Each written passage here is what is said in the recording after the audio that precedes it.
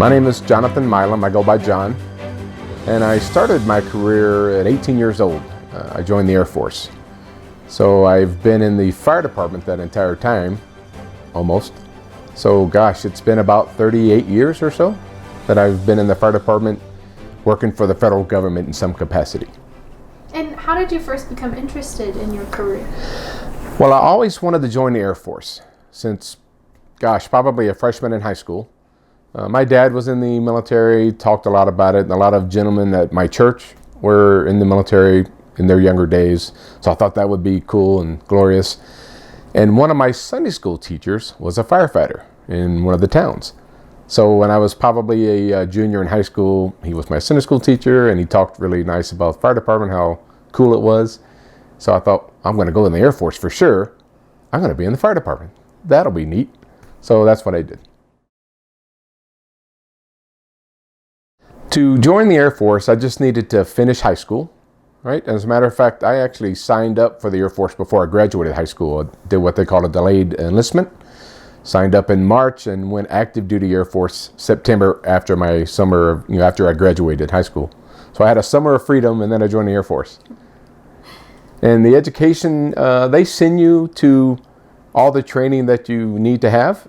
You go through basic training. Everybody goes through basic training to teach you how to be a military member, right? From being a high school kid with no cares in the world to now being pseudo responsible for something.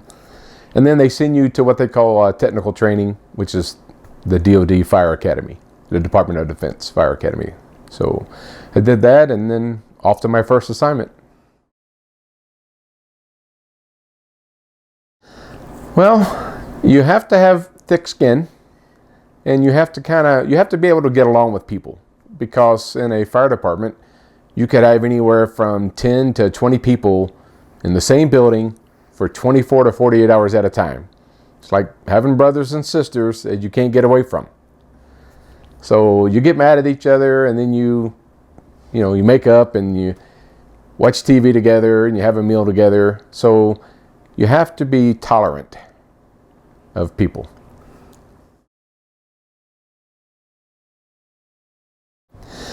Well, as a military member, the starting salary was not much. But I got a place to stay. I lived in the dorm for free. I had a meal card, so I had 3 meals for free. As an 18-year-old, that's what more did I need in life? 3 hots and a cot, right? And then I had a great job because, everybody likes red lights in fire trucks, right? So everybody thought we were cool. And of course, we thought we were cool at 18 years old too. But so I went through my military career. You can kind of go as far as your desires lead you. There's 9 enlisted pay grades, and I finished up as an E7 Master Sergeant. So a lot of that is kind of on your own. How much effort do you really want to put into it? So, and the money, as you make higher rank in active duty military, you get paid more money. I retired after 22 and a half years and making decent money for a military member, because some of your benefits are tax-free, like you get a housing allowance, and that could be as much as $2,000 a month, but it's tax-free. Because again, no matter how long you're in the military, they still have to pay for your housing. You have to live someplace. So they pay for that. But then I retired, and I got a job back for the government as a federal employee. And I'm currently an assistant fire chief at the Air Force Academy Fire Department. And you can look up the pay grades for civil service. I'm a GS-11, so that pay in this geographic area is somewhere between $60,000 and $80,000 a year if you work 40 hours a week. But I work 60 hours a week, so it's a little bit more. All right, well, I do work 60 hours a week. I work 4 9-hour days and 1 24-hour shift. I don't feel too bad for me. We have recliners and a big screen TV and our own bunk rooms with cable TV. So, in a weight room, one of the fire stations has a sauna. So we have it's like another home. I have a second home at the fire station, 1 night a week. It's Thursday night. It's my 24-hour shift. Now, I may sleep through the night there, or I may be up all night running calls. It just depends on what's going on.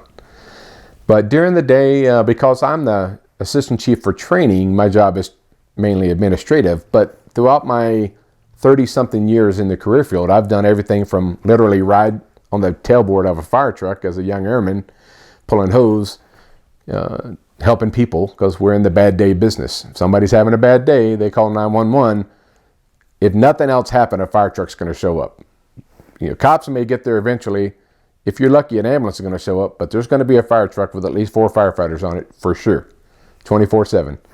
So you have to you have details and things you have to do throughout the day, but then the call comes in and whatever you were doing stops. Whether you're eating dinner, whether you're in the shower, whether you're asleep at 2 a.m, as soon as the alarm goes off, boom, you're on.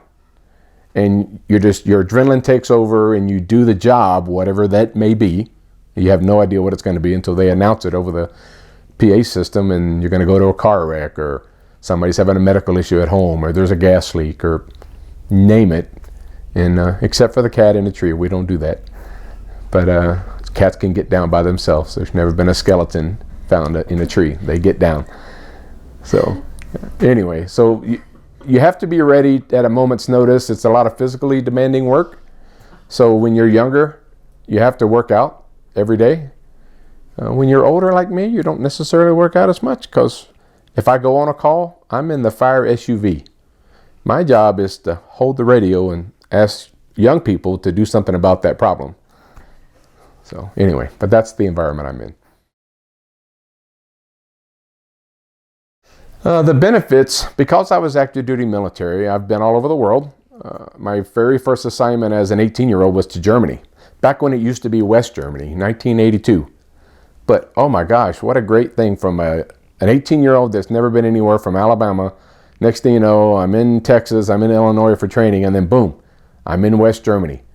No mom and dad, on my own, and lots of fun and lots of camaraderie. I have friends to this day that I knew as an 18-year-old in different parts of the country. So that's great. And then you get to move. I've been to Miami, I've been to Illinois, I've been to Texas, West Texas. It ain't hell, but you can see it from there. I don't need to go back to Texas again, but some folks love it there. And gosh, I've been stationed in Alabama. I was stationed in Colorado twice. I've been stationed in Virginia. I've been in Korea for a year. And I went to Bahrain once, which is a little small island off the coast of Saudi Arabia. It's hot and hotter there. So it's kind of like a convection oven. The warm air just comes across you all day long. So I've got to see the world. I've got to meet people literally from all over the world that I would have never met growing up in Birmingham, Alabama. I would have just stayed there. I have friends, that high school, that stay there and raise a family, and they are going fine in life, but that's all they've ever seen. Like, my family's never left Birmingham, but I've been all over the place. So that part's been great, the benefits of that. The downside of that is I don't have a spot that's home except where I'm at now, but I'm settled with that. And I could pick up tomorrow and move to anywhere, move to California or something, and guess what? That would be home. Because you adjust to home is where you want to be. Now, as an active duty member, you don't get to choose that, but as a civilian federal employee now, I get to choose where I live. If I don't want to move, I just don't. Or if I want to move, I put in for a job at a base in Germany as a civilian. I can go there, or California, or wherever. So you get to see the world. Home is where you decide it's going to be, not where you just happen to grow up. And so that's been nice.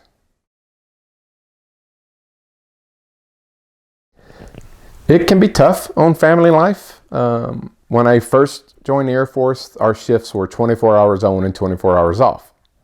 Now, the first 4 years I was single and living in the dorm, so who cared, right? You lived so you could have enough money to go out the next day and misbehave.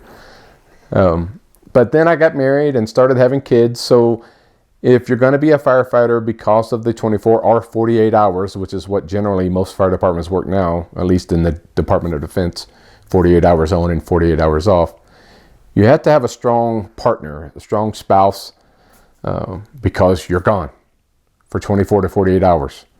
If there's a major event, you might be gone longer. right? During Waldo Canyon and Black Forest fires that we had here, I worked every day 12-hour shifts for a week or two. And I would just come home to change clothes and rest and then boom, back at it.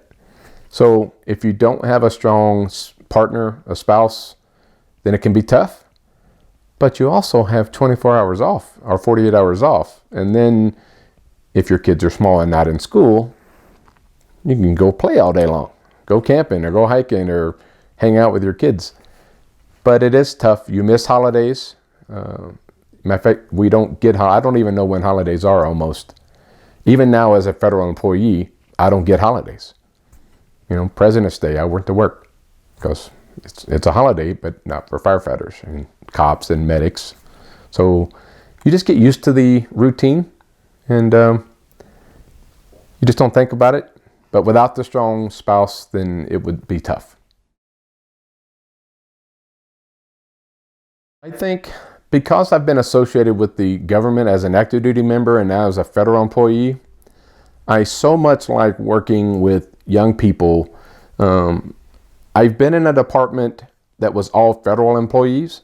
I worked at Fort Carson for 1.5 years, and it was a great fire department, but there's no active duty military in Fort Carson's fire department. Now I work at Air Force Academy, and I have federal employees like myself in all different ranks, and then I have active duty military. I've discovered that I much prefer that mix because I see other 18-year-old kids just like I was, green, never been anywhere, never done anything, you know, and I get to watch them grow up and I get to help them grow up. Because I'm the training chief, I'm intimately involved in their training when they first get there for the first 3 years as a minimum. And I don't actually conduct their training. I just manage the program and I interact with them and their supervisor. So it's just fun to watch them grow up and learn the job and learn the benefits and watch their eyes get excited over what we would call a cool car wreck that everybody else calls a tragedy. But that's why we go into it, to help people out. We go out there and we make somebody's really bad day better. We go out there and we take care of them. We're 30 minutes to an hour at the most out on the interstate. Somebody's had a bad time. And then when they leave in the ambulance, if that's what it takes, then we know we did our job and to the best of our ability, and we probably helped them out. And so that part is nice. So that's why I like it. The career field has changed a lot over the years. The safety aspect of the job has changed. It used to be, again, when I first started, I literally was standing on the back of a fire truck with a small strap on, holding on. Literally like this, in all weather. Cold, rain, snow, hot, it didn't matter. Now everybody rides in the cab. So throughout the 30-something years, I've seen a lot of increase in, or at least a lot of concern for firefighter safety. The big one now is cancer. There's a lot of carcinogens in the work environment that we're in. You go into a fire of any kind and there's all kind of carcinogens being developed from the fire. So we take a lot of steps to clean our equipment, and even at the fire scene, we have a second set of bunkers or turnout gear that we would put on. So that's changed a lot. But the actual job, helping the people, really hasn't changed from the very first Benjamin Franklin Volunteer Fire Department way back in the day with horse-drawn carriages and hand pumps to modern day vehicles that bring their own water and discharge water out of a turret out of the top. It's the same job. We're trying to put the wet stuff on the red stuff. And that's what we do. So, and it really doesn't matter what the emergency is. If you call, we're going to go there and we're going to figure something out, whether you're hanging off the side of a cliff, stuck down in a ditch somewhere, in a car, in a basement, in a house fire and you can't get out, or you're just having an anxiety attack because you had a test in algebra you didn't study for. And we went to the high school and you're freaked out. Well, guess what? We just calm you down and then we send you back to class and make you take that test. But so the job of a firefighter really doesn't change. The safety aspect has changed. They've been more concerned about us. So we don't spend a 20-year career and die 6 months later because we did nothing but breathe smoking all day long. So that's changed a lot over the years. Well, it's twofold. My biggest thing was I always wanted to be in the Air Force. And I tell young airmen they join the Air Force. People join the Air Force for a lot of reasons, or they join the military, I should say, for a lot of reasons. I'm partial to the Air Force. That was what I was in. Some of them just do it because they don't know what they want to do, which is fine. Go grow up for 4 years. They're 18 years old. Their peers are going to college, perhaps, the 18 to 22-year-olds, maybe no great direction in life. The military will give you a direction at least for 4 years. And it's a secure direction. There's people get caught up in the fact of, oh, I could never be in the military. I couldn't follow those rules. Really? You get a job at McDonald's and you got to follow the rules or you get fired. Right? So following the rules was easy. You just got to behave yourself. And, even in the military, if you rob a 7-Eleven, it's still against the law. Right? So that's easy not to do. So the rules are easy. But I tell people that are in the fire department, in the Air Force, and they love being in the fire department. I tell them, that's awesome. If that's what you love the most, then go get a job at a civilian fire department somewhere. If you stay in the military, you gotta love being an airman first, that you're also a firefighter. If not, you're not gonna have a 20-year career that you enjoy. Now, you could do 20 years and be miserable the whole time and get your retirement and press on with life. But I encourage them, don't re-enlist in the military unless you like the military first. You like the lifestyle. If you just like the job you're doing, then go do that someplace else. You'll be better for it. You'll be happier. But I personally spent 22 and a half years in and would do it again tomorrow, which is probably why I work for a federal fire department now. I literally have been a government employee my entire adult life. And I will stay that way until I retire, and then that's it. So I think that's all.